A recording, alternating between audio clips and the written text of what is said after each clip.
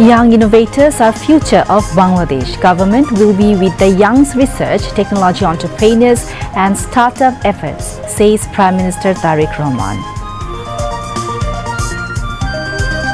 Prime Minister directs to curb river pollution, sustain navigability with effective waterways around Dhaka city.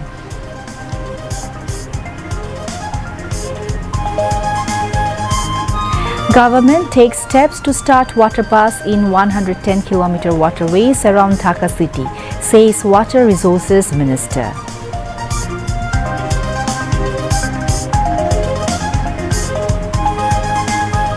Home Minister urges police personnel to work sincerely to establish rule of law and exploitation-free society, says Home Minister.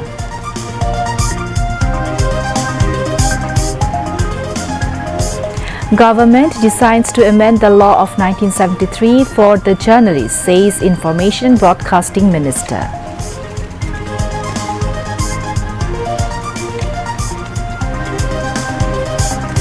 Finance advisor to the Prime Minister urges people to turn expansion of renewable energy into a social movement.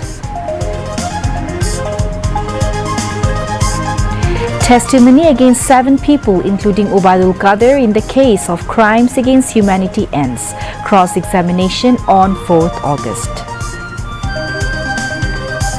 Trump declares not to attack in Iran. If US attacks, Iran warns to retaliate severely. And in SAF Championship, Bangladesh faces Sri Lanka and Bhutan in Group A. Assalamu alaikum viewers, this is Upama Shah with you, welcoming you to the news at 10. You have just heard the headlines, now moving on to the details. Prime Minister Tariq Rahman reaffirmed the government's commitment to supporting innovators, researchers and technology entrepreneurs, saying young innovators must lead Bangladesh's journey towards a technology-driven future. The Prime Minister made the remarks when members of the World Champion Mist Mavirov team, winners of the Matrov International Underwater Robot Competition 2026, met him at the Prime Minister's office in the Cabinet Division at the Bangladesh Secretariat this afternoon. Congratulating the team on their outstanding international achievement, Tariq Rahman said their success had brought immense honor to Bangladesh and demonstrated the country's growing technological capabilities on the global stage. He assured the students of the government's full support for future research, technological development and innovation initiatives, saying such achievements would elevate Bangladesh's technological excellence. All members of the championship winning team are students of the Military Institute of Science and Technology MIST. The MIST Mavirov team won the world title at the Matrov International Underwater Robot Competition 2026 held in Newfoundland and Labrador, Canada from June 23rd to June 29th. A total of 88 teams from 18 countries participated in the competition. The MIST team outperformed competitors from leading universities in the United States, Canada, China and Saudi Arabia to secure the championship. The United States finished runner-up while host Canada placed third. During the meeting, the students demonstrated the championship-winning underwater robot to the Prime Minister, who inquired in detail about its design, technological capabilities and practical applications. The Prime Minister urged the students about their future plans. They said they aspired to pursue careers in the technology sector and establish their own ventures after completing their studies. The government had attached special priority to developing the semiconductor industry by attracting domestic and foreign investment and creating a skilled workforce. He also called upon Bangladeshi semiconductor professionals working abroad to return home and contribute to the country's industrial development. Defense Advisor retired Brigadier General A.K.M. Shamsul Islam, Missed Commandant Major General Muhammad Hakimuzzaman, Head of the Missed Electrical and Electronic Engineering Department Brigadier General K.M. Mustafizur Rahman, and 10 student representatives of the winning team attended the meeting. Prime Minister Tariq Rahman has asked the concerned authorities to restore waterways surrounding the capital to improve water-based transportation and ease urban mobility.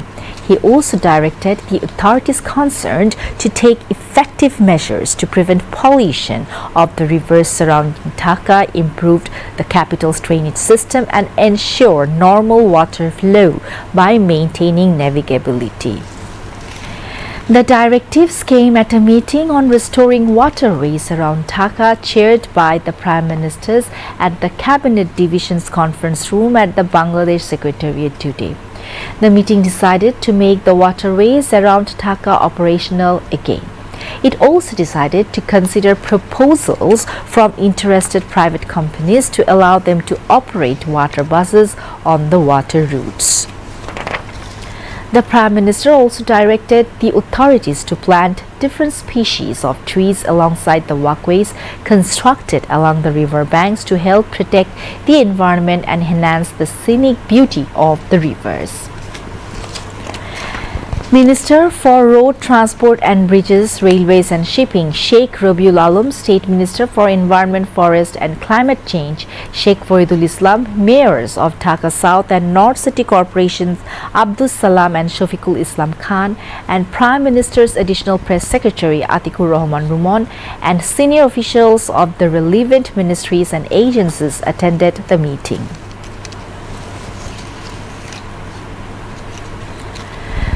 Prime Minister Tariq Rahman has directed the relevant authorities to make the country's waterways pollution-free and fully navigable. The government will determine the necessary course of action on the initiative within the next 2 to 3 months. Speaking to reporters this morning after a meeting with the Prime Minister at the Secretariat on Inland Waterway Development, Road Transport, Bridges, Railways and Water Transport Minister Sheikh Rabiul Alam said, the government is working to introduce a circular waterway route on the 4 rivers surrounding Dhaka, the Buriganga, Turag, Balu and Shitalakha. The minister said that the circular waterway project incurred losses of 57 crore taka over a 10-year period during the Awami League government's tenure. He added that the project will now be reviewed before a new implementation plan is undertaken. The minister also said that 424 pollution sources have been identified as contributing to river pollution and the government will take measures to eliminate them. In addition, the government has adopted a plan to introduce water bus services along 110 kilometers of waterways around Dhaka. Home Minister Salahuddin Ahmed has said the police are not the enforcement arm of any political party or group. He stressed the force must be politically neutral, modern, technology-driven and people-oriented. He made the remarks while addressing the graduation parade of the first phase of the 27th BCS Police Batch 2026 as the chief guest at the parade ground of the Bangladesh Police Academy in Sharda, Rajshahi today. Addressing the newly commissioned police officers, the minister said as they enter a new phase of their professional careers, they must strictly uphold the chain of command. He urged the officers to work sincerely to build a society free from discrimination, establish rule of law and restore public confidence. He also instructed them to strictly adhere to a zero-tolerance policy against corruption. The Home Minister further emphasized the importance of developing technical expertise to combat digital crimes and strengthen cyber security, urging the officers to become genuine friends and dedicated public servants of the people. Earlier, paying tribute to the martyrs of the Liberation War and the 2024 student-led mass uprising, the minister congratulated the officers of the first phase of the 27th BCS police batch, describing them as having overcome 18 years of deprivation. He also inspected the graduation parade. Later, the Home Minister presented awards to officers who demonstrated outstanding performance in various categories. Information and Broadcasting Minister Zohiruddin Shapon has said many young people who had previously shown little interest in conventional politics emerged as prominent figures during the mass uprising. He urged the country's youth to remain politically aware and engaged. He made the remarks this morning at a seminar organized by the Department of Mass Communication and Journalism at the University of Dhaka. The seminar, titled The Interrelationship of Politics, Power and Journalism, Theory, Reality and the Future, was held at the Professor Muzaffar Ahmed Chowdhury Auditorium in mark the department's anniversary. Nurul Kubir, editor of the New Age newspaper, attended the event as the keynote speaker. The seminar was chaired by the department's acting chairperson, Professor Qazi Muhammad Mahbubur Rahman. University Vice Chancellor Dr. ABM Ubadul Islam was also present. The Information Minister said that criticizing the government is not a crime, but criticism of the state is considered an offense. He added that for this reason, the government has decided to amend the 1973 law relating to journalists. The minister also said that a media commission would be established to ensure a balanced framework that integrates power, freedom and responsibility within the media sector. Prime Minister's Finance Advisor Professor Rashid Al Mahmoud Titumir has called for a social movement for renewable energy. He said this at a workshop jointly organized by Economic Reporters Forum and Distributed Renewable Energy Platform DREP in Dhaka today. Stressing on people's joint participation in using renewable energy, the Prime Minister's Finance Advisor said that power and energy must be established as people's rights. Highlighting government policy and financial support, the advisor informed that necessary support is being provided to manufacture solar power and electric automobiles in the country. Reflection about it is also seen in the budget's tax structure. Speaking on the occasion, Research Director of CPT and DREP Coordinator Khandakar Ghulam Muazzam said that along with large power plants, emphasis should be laid to rooftop solar power and local decentralized systems to expand renewable energy in the country. Speakers in the workshop emphasized on expanding decentralized renewable energy to reduce the country's energy crisis and the rising costs of import-dependent energy systems.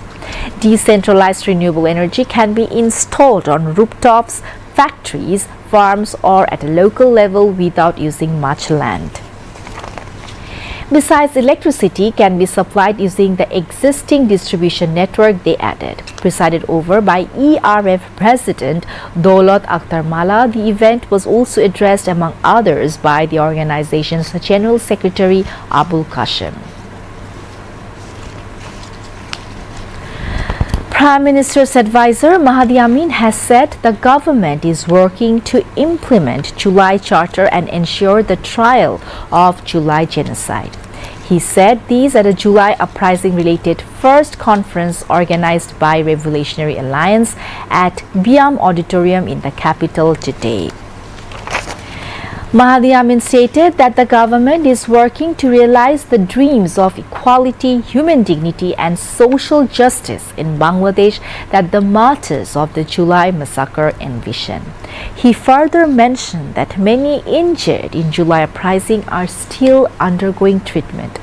The government is pledged bound to remain by the side of injured individuals and martyred families and also to ensure their necessary assistance. Parliament members, journalists, cultural activists, technology entrepreneurs, student leaders, July warriors and members of Shohid families took part in various sessions of the conference.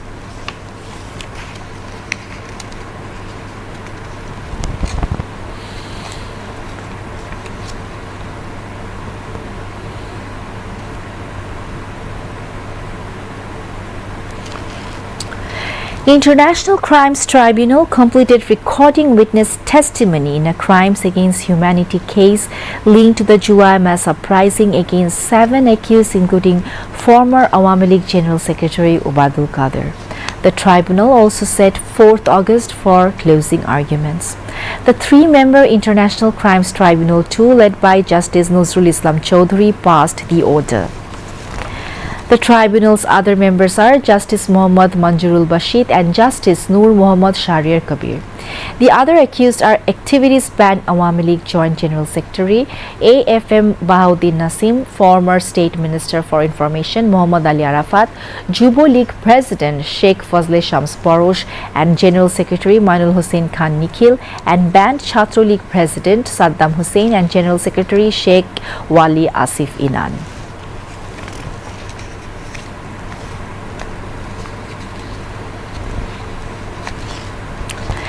Attorney General Barrister Ruhul Quddus Kajol urged newly appointed Deputy and Assistant Attorney Generals to work together to ensure justice for the people, uphold the Constitution and the rule of law, and protect the interests of the state.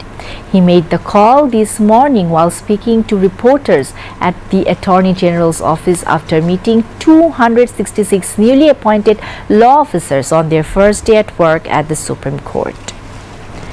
The Attorney General said the government appointed the law officers to serve in the Attorney General's office, but in reality, the people are their true clients. Barrister Ruhul Quddus Kajol said the people expect honesty, competence, efficiency, patriotism, and a strong sense of national values from law officers. He said the government appointed the new law officers based on these qualities. It is now their responsibility to justify that trust by performing their duties with dedication, integrity, and professionalism, he added. Now, international news.